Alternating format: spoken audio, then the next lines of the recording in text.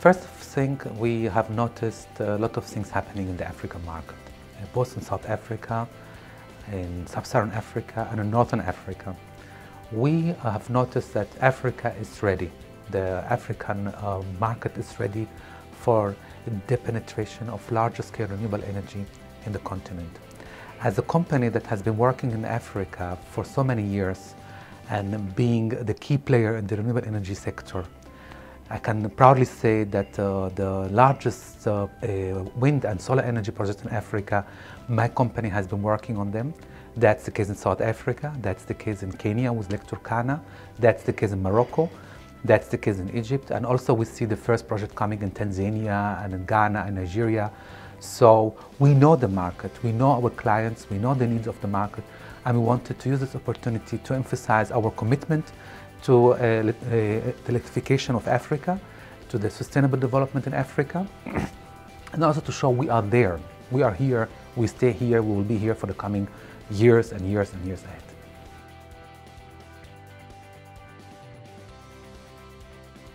We are very selective in which markets we operate in. We see a lot of potential in many countries, but we are more interested in the governments and utilities which implement the commitment, which do something about the situation, where at least there's a political will to engage and improve the situation in their countries. And that's the case. We can see those countries which were ahead of others. We were pioneering with helping them. We were pioneering with talking to the key stakeholders. We have established excellent relationship with the utilities, with the governments, but also with the investors and the developers.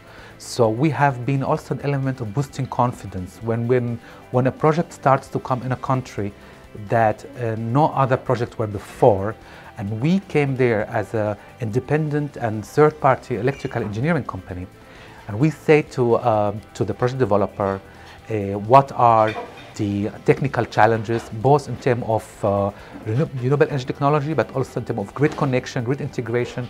We boosted confidence, and then the project become visible. That model, we have applied it in many countries, and it was successful in many countries.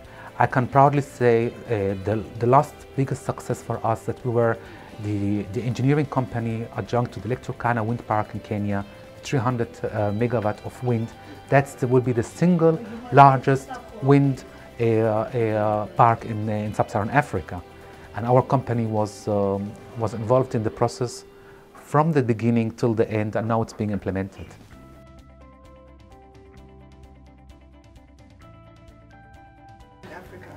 I think the biggest success that we achieved was in South Africa.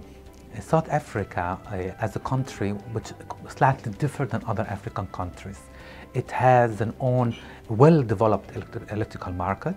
It has a high level of electrification. It has a modern economy.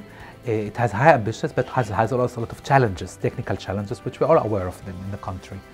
The commitment which DOE, the Department of Energy, and the commitment of the government and the financial sector, which was very important in South Africa, has attracted so many investors from abroad to come to South Africa, and DNV GL as a company played a key role in the technical engineering here in making this successful. South Africa now leads the African and the Middle Eastern market in terms of installed capacity in wind energy, and that's going to be the case in the coming 5 to 10 to 20 years. That's actually the most exciting thing, I think, in Africa.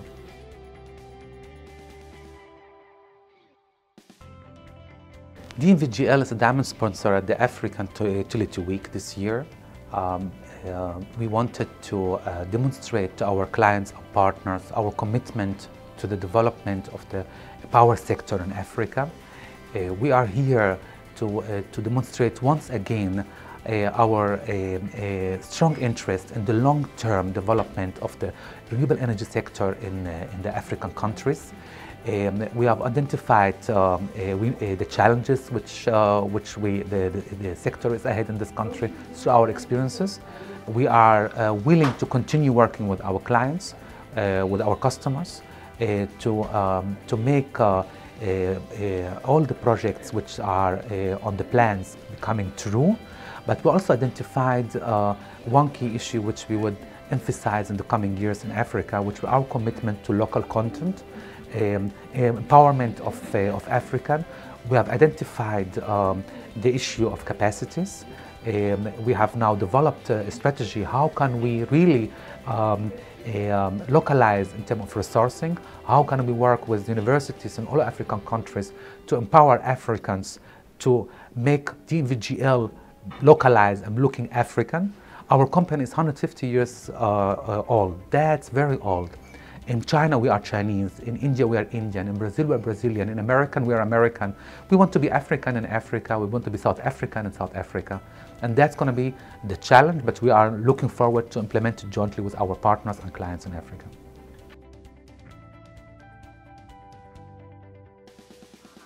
We all know what happens in Egypt in the last couple of years. The country was very ambitious in terms of renewable energy. It has high targets, 20% renewable energy in the country.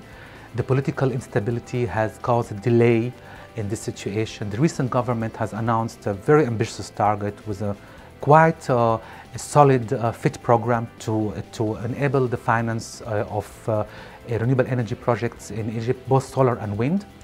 We were requested by the World Bank, IFC Group, and the European Bank of Development, and our partners and project developers from other countries to engage in a one-day workshop to highlight to everybody interested in the Egyptian market what are the technical challenges in the market.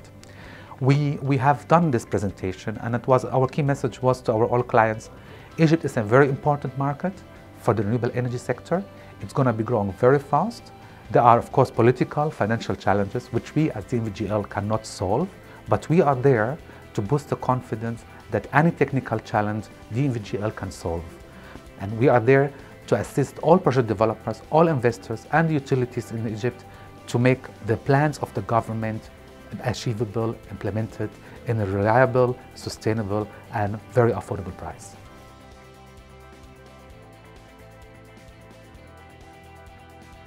Everybody smiles when people talk about solar in Africa. They say the continent is so abundant with sun. So everybody says solar is the most common logic sense for Africa to go.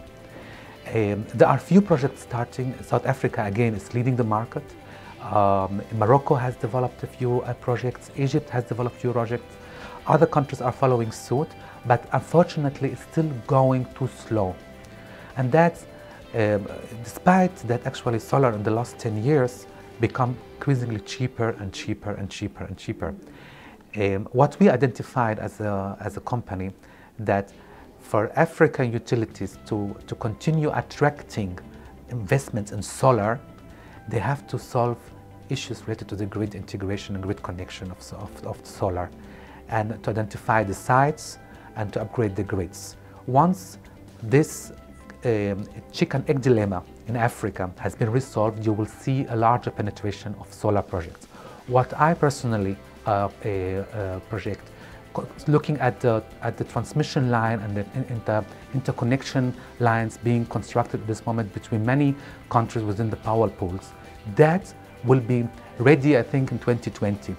And I believe by 2020 we will witness very strong deployment of solar technologies in Africa, like never before.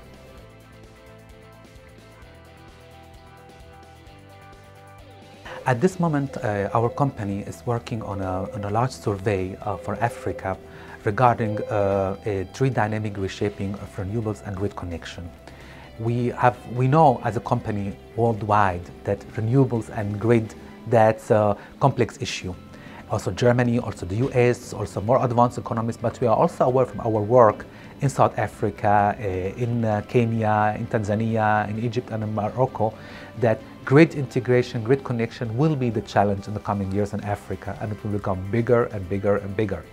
This is why at the African Utility Week, our company will announce the result of the survey in order to be able to develop a tailored solution for the African grid challenges that will enable African utilities to connect and integrate more renewables into the grids.